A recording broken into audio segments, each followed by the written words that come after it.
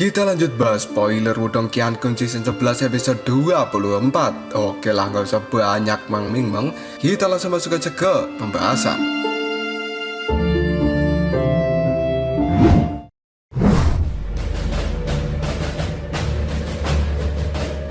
Lima hari telah berlalu semenjak tenggelamnya tablet kesunyian yang besar. Dan selama 5 hari ini, keributan di sektor Dao pada akhirnya berangsur-angsur telah berkurang. Dan setelah itu, periode pelatihan dari Lindong menjadi jauh lebih bebas. Dia pada saat ini kadang-kadang pergi ke Sungai Pil untuk berlatih dan membiasakan diri dengan kitab suci penghancuran besar. Ataupun dia sering berkeliaran bebas di dalam aula seni bela diri. Dan hari-hari dari Lindong benar-benar jauh lebih santai daripada sebelumnya. Tapi berbeda dengan kondisi Lindong saat ini, suasana pelatihan dari 4 aula secara bertahap mulai semakin menegang. Hal ini dikarenakan kompetisi aula yang merupakan acara paling sensasional di sektor Dao akan diadakan 1 bulan lagi. Dan kompetisi aula ini adalah untuk mengukur kekuatan dari para murid di keempat aula. Dan selanjutnya, peringkat dari 4 aula juga akan ditentukan dari kompetisi ini. Maka dari itu semua murid kini telah berusaha keras untuk berlatih supaya bisa meningkatkan kekuatan mereka. Dan Lindong secara alami juga merasakan atmosfer ini. Namun dia tidak terpengaruh oleh pelatihan banyaknya orang di sektor Dao. Karena pada saat ini kekuatan dari Lindong telah berkembang cukup pesat hanya dalam waktu yang cukup singkat. Selain itu, Lindong juga telah memperoleh kitab suci penghancuran besar. Maka dia hanya perlu mempelajarinya dengan tenang. Beberapa hari kemudian pun berlalu. Sementara Lindong pada saat ini masih bersantai-santai. Dan dia kadang pergi untuk mencari Huan-Huan. Namun setiap kali Lindong muncul, Huan-Huan tiba-tiba saja bersembunyi dan seolah-olah dirinya sedang menghindari Lindong. Hal ini membuat Lindong menjadi cukup tercengang. Sejenak kemudian, Lindong berpikir kenapa Huan-Huan menjadi seperti ini. Seolah-olah dia tidak mau bertemu dengan Lindong. Dan pada akhirnya Lindong teringat bahwa kemungkinan Huan-Huan menghindari Lindong adalah karena dia tidak ingin melaksanakan taruhan yang telah dia buat dengan Lindong. Hal ini tanpa sadar membuat Lindong segera tertawa. Tidak lama kemudian Lindong pergi ke aula seni bela diri. Dan dia pada saat ini duduk bersama dengan Pak Tua Buta sambil bermain catur. Dalam waktu periode ini, hubungan Lindong dengan Pak Tua Buta menjadi cukup akrab. Dan tiba-tiba saja jari panjang dari Lindong kini telah mengangkat bidak dari catur dengan lembut. Sementara matanya melihat ke sekeliling aula seni bela diri yang pada saat ini telah terlihat cukup sepi. Yang kemudian Lindong pun bertanya, "Paman senior, kenapa di aula seni bela diri hari ini terlihat cukup sepi?" Karena biasanya di tempat ini sangat ramai dengan banyaknya murid yang berlatih untuk mengikuti kompetisi aula. Mendapat pertanyaan seperti itu dari Lindong, Pak Tua Buta pun menjawabnya, hal itu karena beberapa orang telah memulai tantangan gunung. Dan banyak murid yang biasanya berlatih di tempat ini, mereka pergi untuk melihat tantangan gunung itu. Mendapat jawaban seperti itu, Lindong pun cukup terkejut dan dia bertanya, "Hah? Tantangan gunung? Apa itu?" Pak Tua Buta pun kemudian menjelaskan, hubungan antara berbagai faksi di wilayah Suan Timur ini sangat rumit. Meskipun ada 8 sektor super yang dianggap terkuat, tapi masih ada beberapa sektor super yang sebenarnya juga lumayan kuat di bawah 8 sektor super ini. Dan kekuatan faksi-faksi itu tidak bisa diremehkan. Biasanya orang-orang selain 8 sektor super, mereka akan datang ke sektor Dao kita dan melakukan sebuah tantangan. Dan itu disebut dengan tantangan gunung. Dan kali ini yang datang adalah sektor Gua Tebing Besar. Faksi ini adalah yang paling dekat dengan wilayah sektor Dao kita. Dan pada saat yang sama, mereka juga merupakan sektor super terkuat di wilayah ini. Apalagi Gua Tebing Besar juga sangat suka dengan pertarungan. Meskipun mereka tidak berani untuk menyinggung sektor Dao kita, beberapa tetua kadang-kadang akan membawa murid-murid yang luar biasa ke sektor Dao ini untuk melakukan tantangan gunung. Jika mereka menang, maka mereka akan menggunakan hal ini sebagai alasan dan mengatakan sesuatu tentang murid-murid mereka yang bisa mengalahkan sektor Dao kita. Gua Tebing Besar, dalam 3 tahun ini mereka selalu datang untuk melakukan tantangan gunung. Namun mereka juga selalu kalah, dan karenanya mereka tidak merepotkan untuk dihadapi. Dan sektor Dao kita juga tidak perlu khawatir. Mendengar penjelasan dari Patua Buta, Lindong pada saat ini hanya bisa menganggukkan kepalanya. Dan Lindong melanjutkan bermain catur dengan Patua Buta.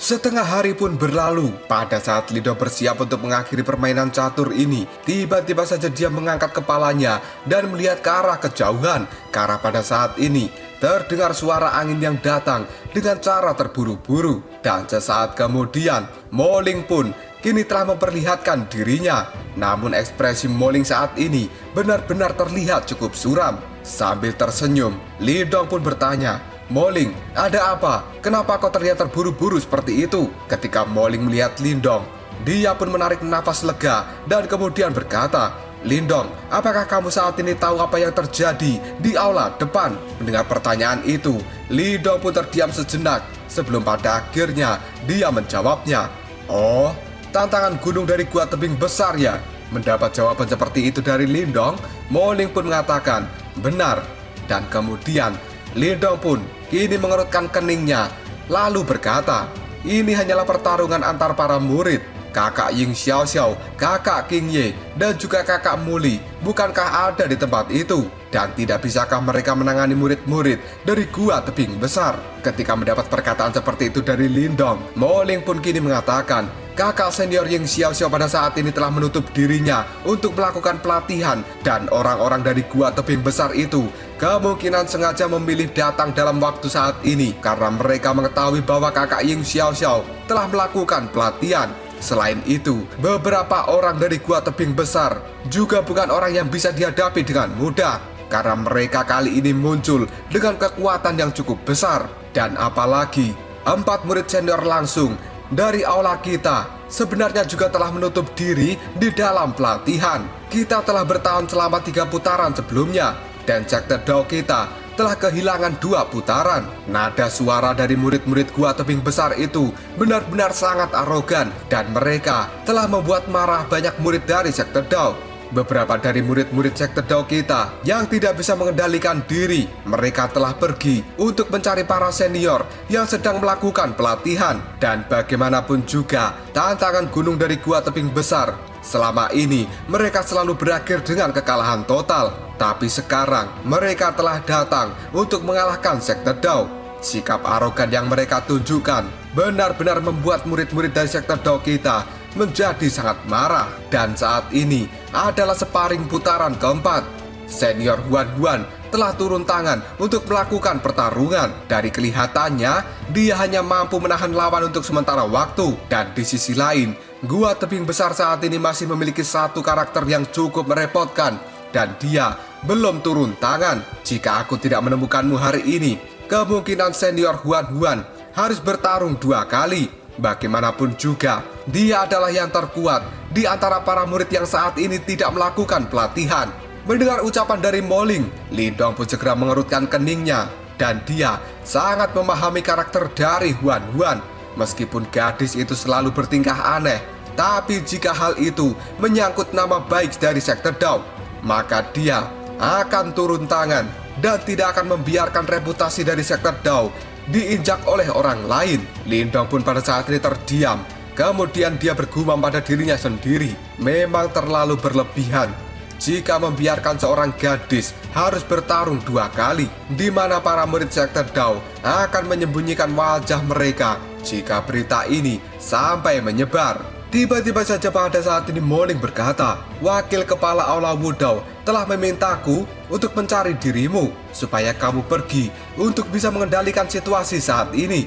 Jika tidak, maka hal itu akan terlihat tidak bagus jika sampai sektor Dao kita kalah dari Gua Tebing Besar." Mendengar kata-kata dari Moling, Lindong segera mengerutkan alisnya dan dia kini menggeleng tanpa daya. Setelah itu, Lindong meletakkan bidak di papan catur. Kemudian dia melirik ke arah Patua Buta sambil berkata, Paman senior, sepertinya aku harus melakukan sesuatu. Pak tua buta itu berdiri menjawab perkataan dari Lindong. Sekelompok jabingan kasar itu, mereka harus diberikan pelajaran sedikit. Jangan menahan diri, Lindong. Sekte Dao akan mendukungmu jika ada masalah. Mendengar kata-kata dari Pak tua buta, Lindong pun mengangguk sambil tersenyum, dan dia kemudian berdiri lalu melambaikan tangan pada Moling. Setelah itu, mereka berdua pun terbang untuk menuju ke arah aula depan.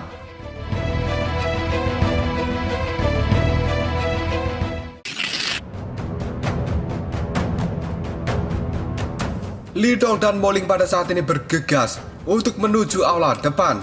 Dan pada akhirnya, mereka berdua pun kini telah mendarat di samping panggung yang digunakan untuk pertarungan. Ketika melihat kedatangan dari Lindong, murid-murid dari Sekte Dao segera mengalihkan pandangan mereka. Dan setelah itu, kegembiraan kini telah muncul di wajah para murid-murid dari Sekte Dao. Dan kemudian, mereka pun berkata, kakak senior Lindong, dia telah sampai di tempat ini. Sementara Lindong kini telah menyaksikan banyak tatapan mata penuh kegembiraan ketika melihat dirinya, dan seolah-olah mereka semua menganggap Lindong adalah penyelamat mereka saat ini. Setelah itu, tatapan mata Lindong segera beralih ke medan pertempuran, karena di tempat itu sebenarnya ada Ying Huan yang sekarang akan melakukan pertarungan dengan seorang wanita.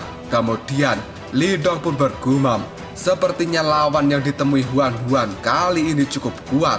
Wanita yang menjadi lawan dari Huan saat ini adalah seorang wanita yang menggunakan pakaian berwarna merah. Dia memiliki sosok tubuh yang cukup tinggi dan wajahnya juga cukup cantik. Wanita berpakaian merah itu kini telah memegang senjata yang berupa cambuk berwarna merah.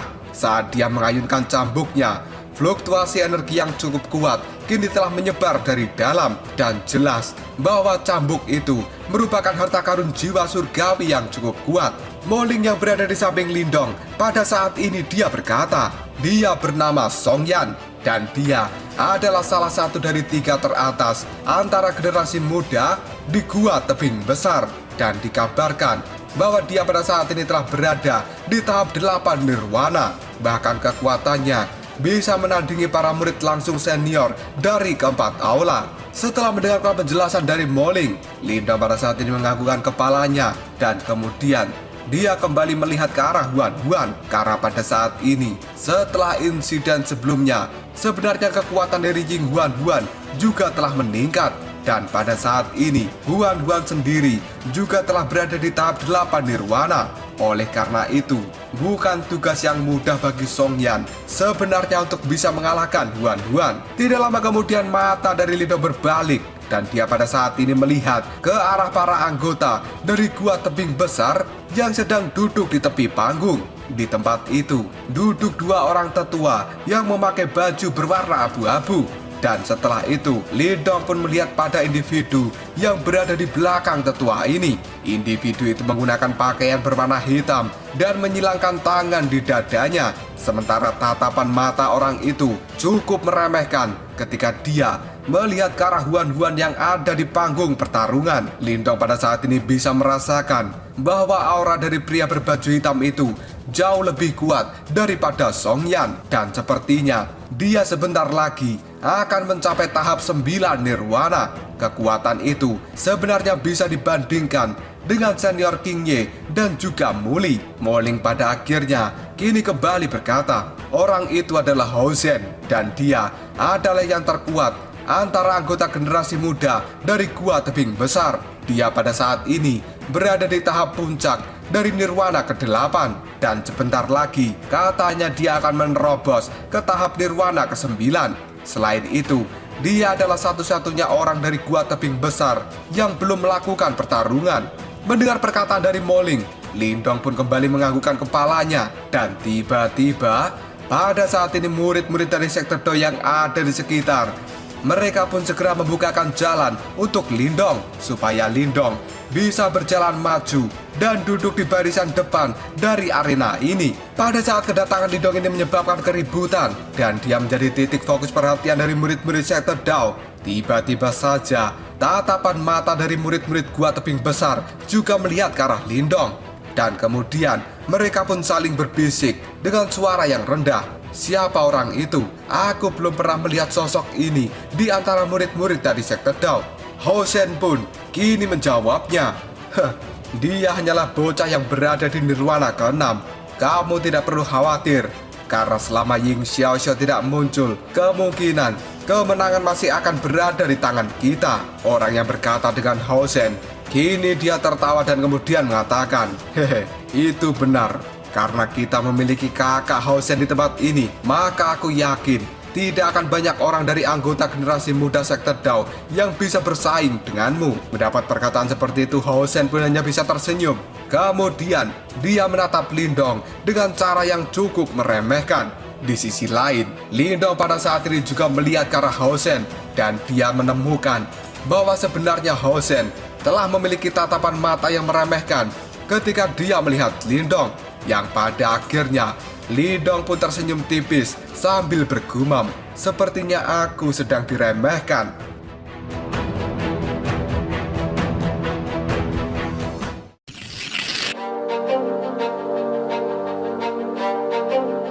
Di dalam arena, Huan pada saat ini juga mendengar keributan dari sekelilingnya. Dan dia tiba-tiba saja menoleh. Pada akhirnya Huan kini telah melihat Lindong yang berdiri di tepi panggung tidak jauh dari tempatnya. Namun pada saat ini Huan langsung berbalik dengan sikap acuh tidak acuh. Sikap dari Huan itu membuat Mo Ling merasa canggung dengan Lindong. Karena bagaimanapun juga, Mo Ling adalah orang yang telah membawa Lindong ke tempat ini. Namun pandangan dari Huan seolah-olah tidak peduli dengan kedatangan Lindong. Melihat sikap dari Huan itu, Lindong malah tertawa terbahak-bahak dan menggeleng-gelengkan kepalanya. Karena Lindong tahu alasan Huan bersikap seperti itu pada dirinya adalah karena Huan pada saat ini tidak bisa menurunkan harga diri di depan Lindong. Tidak lama kemudian Lindong pun segera melihat ke arah Patua Zhen dan juga Patua Wudao yang ada di kursi duduk. Kedua tetua itu ketika melihat ke arah Lindong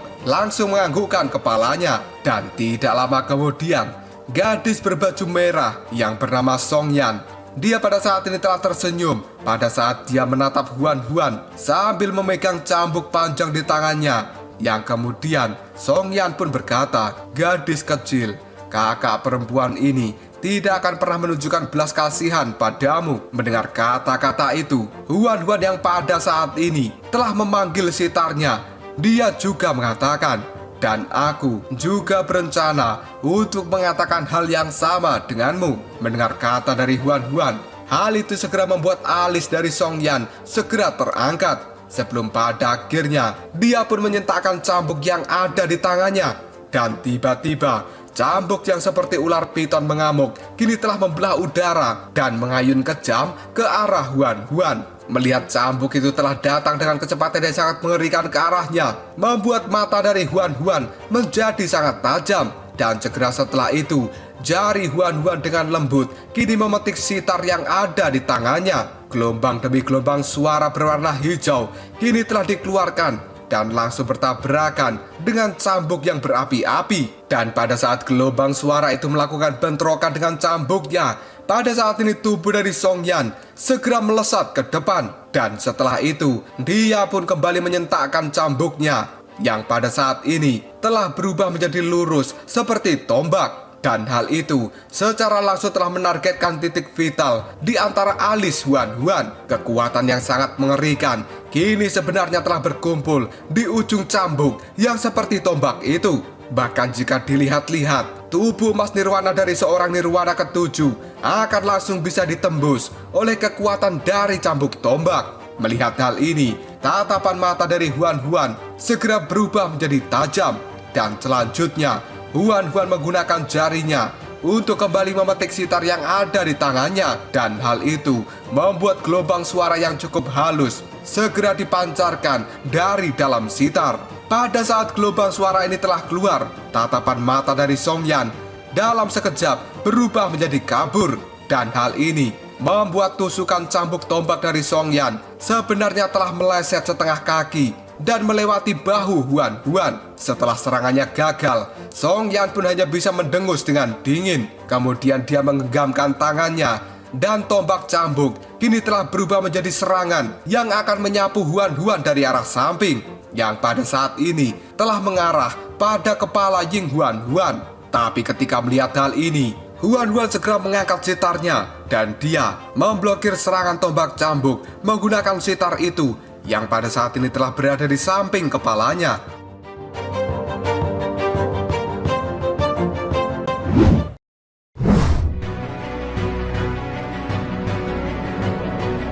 Tidak lama kemudian tatapan mata dari Huan-Huan kini telah menatap Song Yan dan kilatan dingin telah melintas di mata Huan-Huan. Setelah itu, jari-jari Huan-Huan sekarang sebenarnya telah kembali memetik sitar yang ada di samping kepalanya, dan hal itu menimbulkan sebuah fluktuasi energi yang sangat menakjubkan yang meletus seperti badai. Tidak lama kemudian, gelombang suara berwarna hijau kini telah tiba-tiba membesar, karena ini adalah suara bodi tanpa bentuk, bodi tertawa. Sebuah bayangan yang ada di langit pada saat ini telah tertawa terbahak-bahak, dan dari tawanya itu segera berubah menjadi gelombang energi yang berbentuk spiral yang pada saat ini dengan kejam segera melesat ke arah Song Yan. Serangan balik yang dilakukan Huan-Huan ini benar-benar telah membuat Song Yan terkejut. Dia pada akhirnya buru-buru mengambil langkah untuk mundur dan menggunakan cambuknya untuk dia ubah menjadi sebuah perisai lingkaran bercahaya, dan pada akhirnya gelombang suara spiral yang telah dikeluarkan oleh suara bodi tanpa bentuk, hal itu benar-benar tajam dan dengan sangat mudah menghancurkan perisai cambuk yang dibentuk oleh Song Yan. Ketika melihat hal ini, tatapan mata dari Song Yan benar-benar sangat terkejut, dan pada akhirnya dia segera mengambil langkah untuk mundur dengan cepat. Dan di sisi lain, ketika Ying Huan-Huan telah melihat Song Yan mengambil langkah untuk mundur, dia sekali lagi kembali memetik sitar yang ada di tangannya, dan gelombang hijau pada saat ini sekali lagi melesat, di mana hal itu segera berubah menjadi sebuah anak panah. Sementara Song Yan sendiri pada saat ini sudah tidak bisa membentuk pertahanan apapun. Pada saat Song Yan ingin mengakui kekalahannya, tiba-tiba saja seorang pria berbaju hitam kini sebenarnya telah muncul di depan tubuh dari Song Yan, dan dia segera mengangkat tangannya. Setelah itu, jari-jarinya memukul keras ke arah gelombang hijau yang dikeluarkan oleh Huan-Huan. Karena sentikan jari dari pria itu, pada saat ini serangan dari Ying Huan-Huan sebenarnya telah memantul dan segera melesat ke belakang untuk mengenai tubuh Huan-Huan. Melihat pemandangan ini, Huan-Huan cukup terkejut dan raut wajahnya kini telah berubah menjadi suram. Namun pada saat Ying Huan-Huan akan terkena serangan itu, tiba-tiba saja sebuah telapak tangan kini telah terulur dari belakang Huan-Huan, dan dengan cepat tangan itu pun meledakkan serangan yang akan mengenai Huan-Huan. Hal ini membuat Huan-Huan kebingungan. Dia pun segera memiringkan kepalanya, dan pada akhirnya Huan-Huan menjadi cukup linglung karena ternyata seseorang yang telah menyelamatkan dirinya adalah Lindong. Dan pada saat ini tatapan mata dari Lindong cukup tajam ketika dia melihat ke arah pria berbaju hitam. Kemudian Lindong pun berkata, kemenangan dan juga kekalahan dalam duel adalah sesuatu yang normal. Dengan kamu mengganggu pertarungan ini dan berani menyerang seorang gadis, bukankah pendidikanmu itu sebenarnya sangat rendah? Mendengar ucapan dari Lindong, pria berbaju hitam yang bernama Hao Shen, ekspresi di wajahnya dalam sekejap saja berubah menjadi sangat gelap.